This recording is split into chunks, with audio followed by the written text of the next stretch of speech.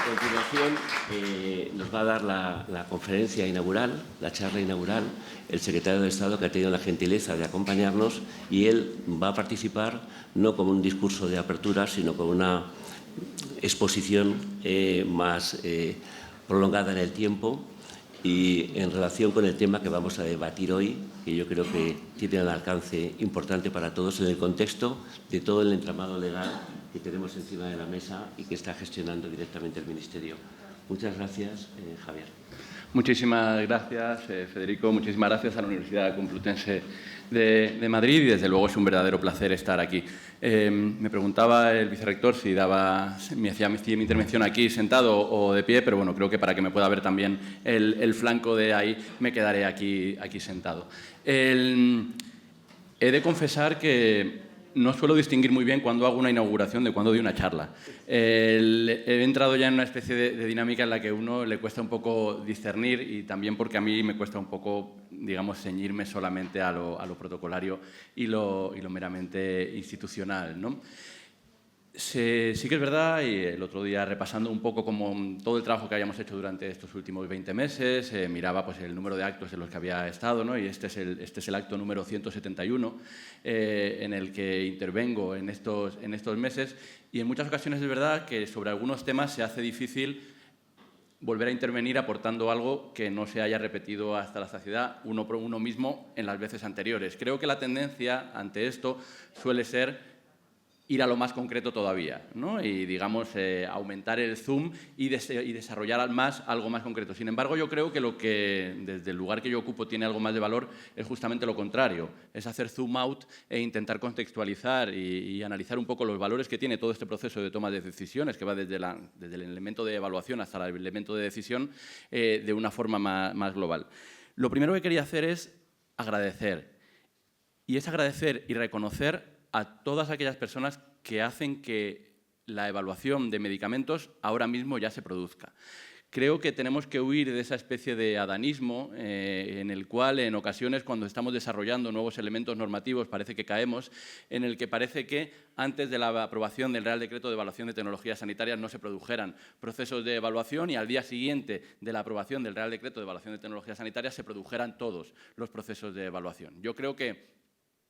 en cada momento nos enfrentamos a las preguntas a las cuales tenemos la capacidad de dar respuesta. Esto no es mío, es de Karl Marx.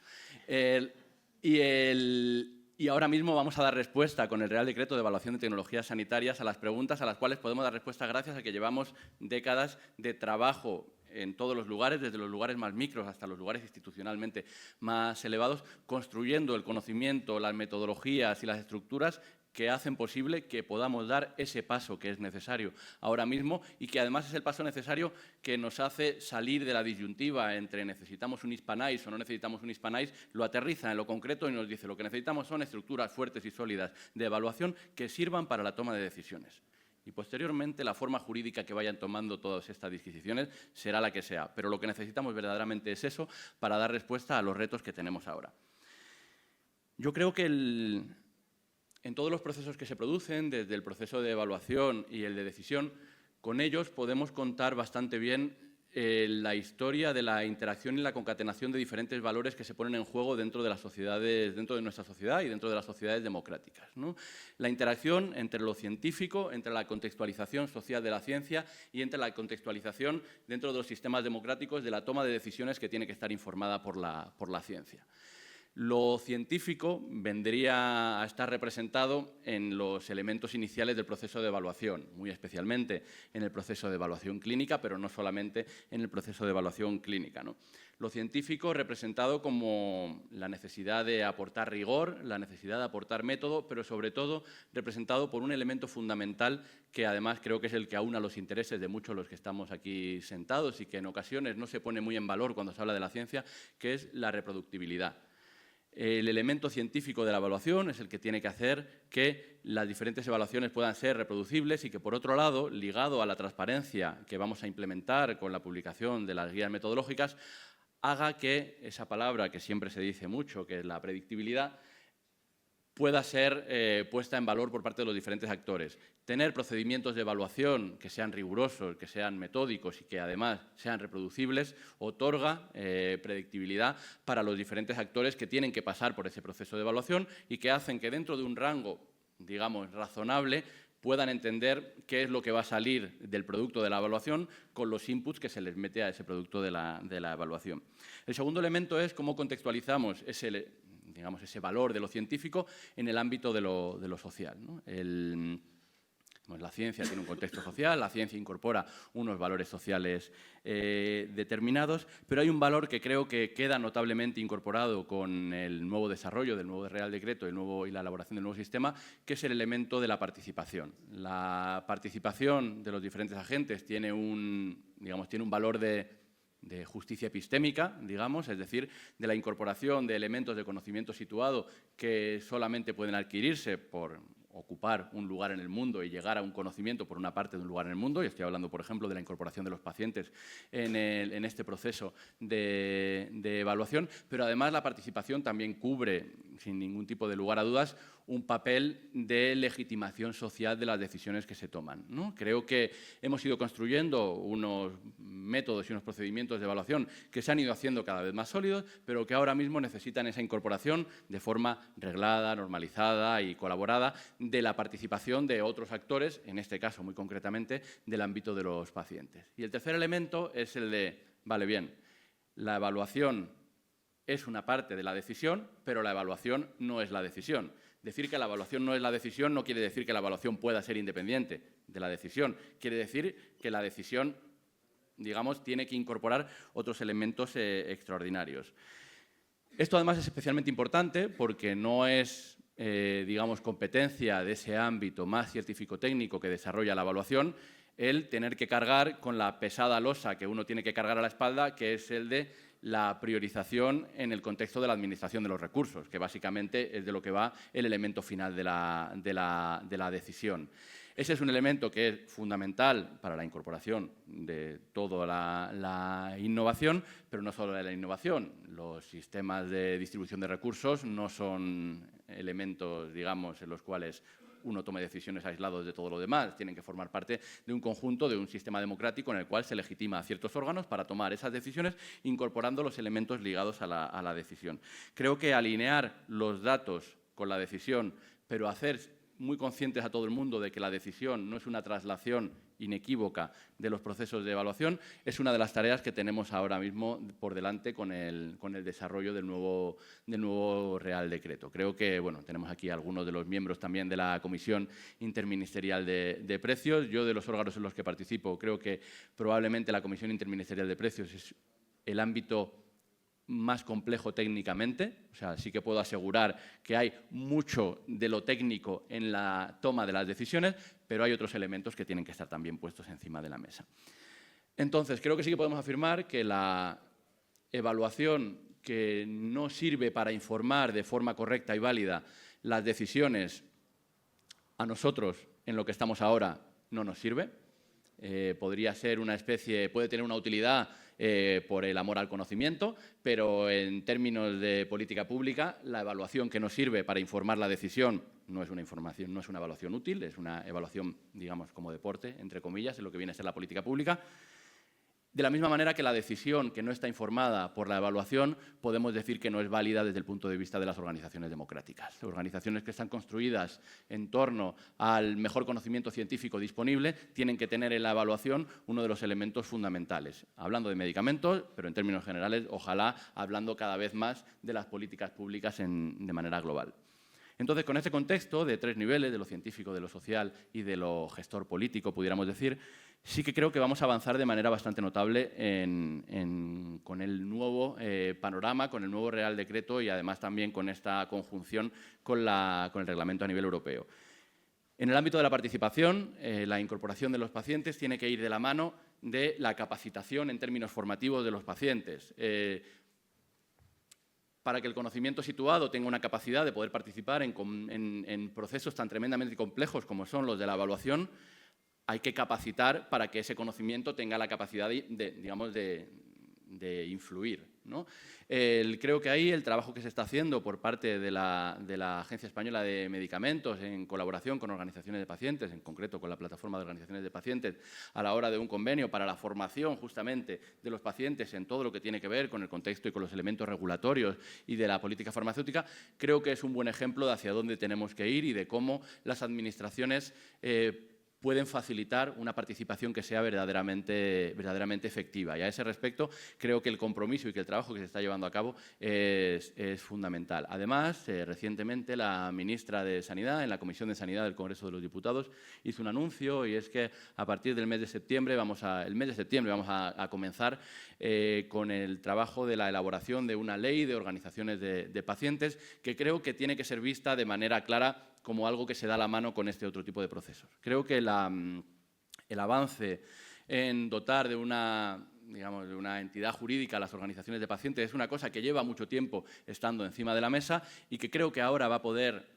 salir adelante justamente porque hay iniciativas de colaboración que van sentando las bases para que luego un paraguas por encima pueda recogerlas. Para nosotros es fundamental que cuando tenemos que abordar la evaluación de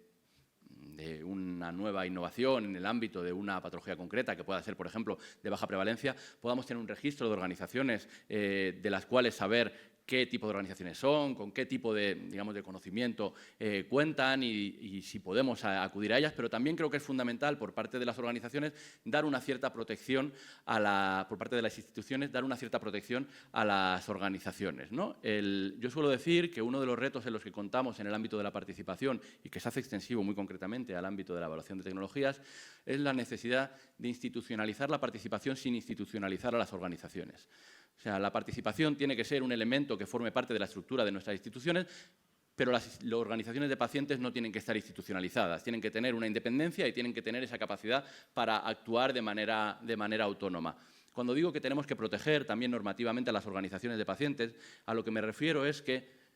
las instituciones tiene que haber una forma de reconocer cuál es la representatividad de esas organizaciones para que si, por ejemplo, está aquí Antonio, de la Federación Española de Diabetes. Nosotros colaboramos con ellos en diferentes ámbitos, etcétera, etcétera. Pero si mañana la Federación Española de Diabetes tiene un posicionamiento abiertamente contrario a alguna de las políticas que llevemos desde el Ministerio, no tiene que ser posible que yo monte o incentive una organización de pacientes de diabetes aparte y que luego la legitime para que sea esa la que forme parte de los órganos de decisión y de participación. Creo que desde las instituciones proteger a las organizaciones de las instituciones también es una forma de garantizar la autonomía y la independencia a la vez que podemos incorporarlas dentro de los procesos de participación. Creo que también vamos a avanzar en predictibilidad y en transparencia. Creo que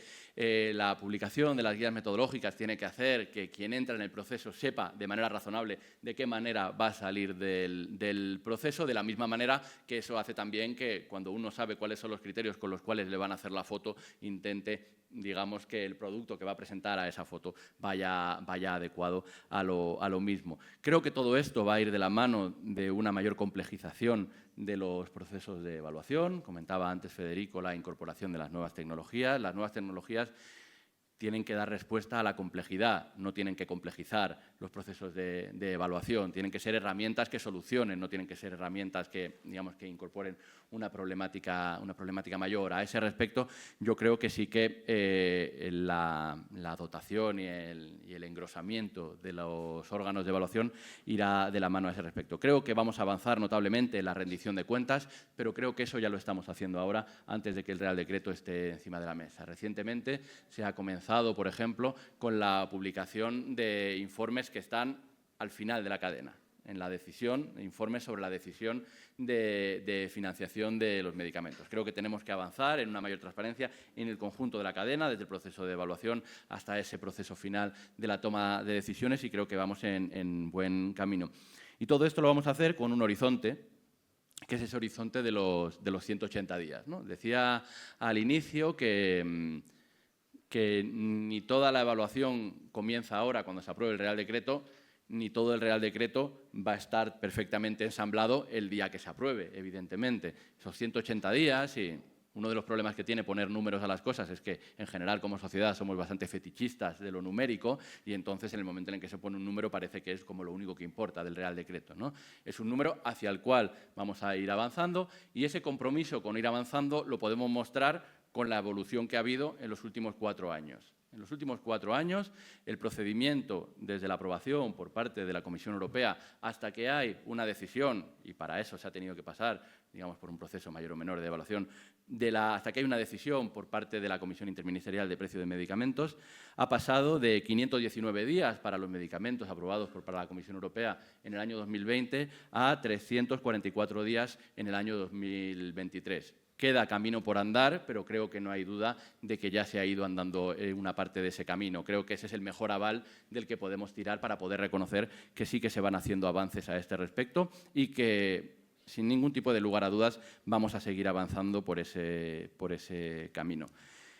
Y, por último, para ir terminando, sí que quería justamente incidir en esto último, en los avances que creo que sí que se van haciendo en los últimos años. Estos avances que se van haciendo, además, y yo esto lo digo siempre, no es evidentemente ningún tipo de, digamos, de mérito del que está ahí como un poco en la cumbre de la pirámide jerárquica de decisión, sino que esto es una cosa que se sustenta en los equipos que desde abajo van trabajando, que han hecho que los procesos, que han hecho por un lado que en la parte de los ámbitos de evaluación el rigor técnico y el orgullo de pertenecer a organizaciones científico-técnicas cada vez sea mayor y ha hecho que en los ámbitos de la toma de la decisión informada por la parte de la evaluación se hayan puesto en marcha elementos cada vez más precoces de diálogo, elementos cada vez más precoces de negociación y elementos cada vez más precoces de intentar hacer ver que hay un interés por incorporar la innovación que aporte valor y hacerlo de la mano de todos los que tienen que hacerlo. Creo que, por ejemplo, hablábamos de la participación en el ámbito de los pacientes, en el ámbito de la evaluación, pero creo que la participación creciente de las comunidades autónomas en la Comisión Interministerial de Precios es otro de los elementos que son, desde luego, innegables, ¿no? Hay quien dice, bueno, pero las comunidades autónomas solo son 3 del conjunto de los miembros. En un órgano en el cual el 99% de las decisiones se toman por consenso, lo que importa es la voz y no el voto. Y entonces creo que el hecho de estar ahí representada, y creo además que uno de los grandes valores de la Comisión de Precios es que, en términos generales, las decisiones se toman por consenso y cuando se toman por consenso, las decisiones son de todos los que están sentados en esa mesa, sean de esa manera, creo que también es uno de los valores. Quería terminar al final diciendo que esto, nada de lo que se vaya a hablar en este curso, nada de lo que hemos hablado en esta mesa, se puede hacer sin un refuerzo de las estructuras de evaluación. Con los mimbres que tenemos ahora no es posible desarrollar un sistema que consiga incorporar la evaluación de todo lo que tenemos por delante, incorporar nuevas metodologías de evaluación, de reducir a 180 días, etcétera, etcétera, etcétera. Esto parte de la necesidad de fortalecer los órganos que van a llevar a cabo esa evaluación, de fortalecer los ámbitos de decisión para poder también llevar a cabo diferentes elementos innovadores en el ámbito de los acuerdos también con las diferentes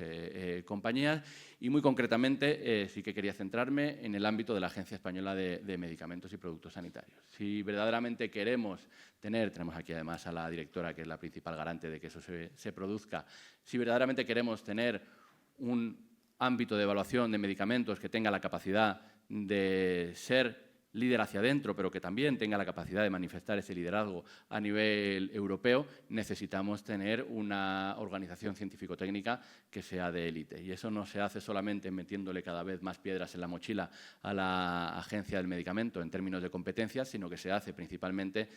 peleando donde hay que pelear para una dotación que sea suficiente, adecuada y atractiva, además para competir en un entorno que es muy complejo, porque, como todos sabéis, básicamente con quien tenemos que competir en el ámbito de retención de nuestros profesionales es con un ámbito industrial que en general paga bastante bien, que es el de la industria farmacéutica, y entonces tenemos un competidor duro a ese respecto, al cual tenemos que fidelizar a nuestros trabajadores con una parte de adherencia a lo público y de generación de identidad a ese respecto, pero con otra parte de constituir una agencia que verdaderamente sea puntera a ese respecto. Así que, de la misma manera que empezaba con un reconocimiento hacia quienes ya están y quienes ya estáis trabajando en el ámbito de la evaluación desde hace muchísimos años y a los cuales no tenemos que explicaros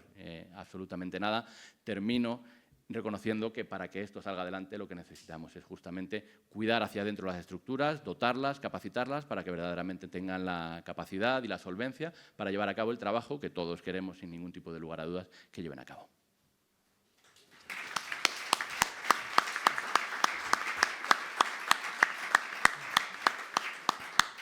Muchas gracias. Pues nada, con las intervenciones de mis compañeros de mesa damos por inaugurado este curso. Creo que vamos todavía muy bien en tiempo, así que sea muy fructífero y que vuestra estancia entre nosotros sea placentera. Gracias a todos.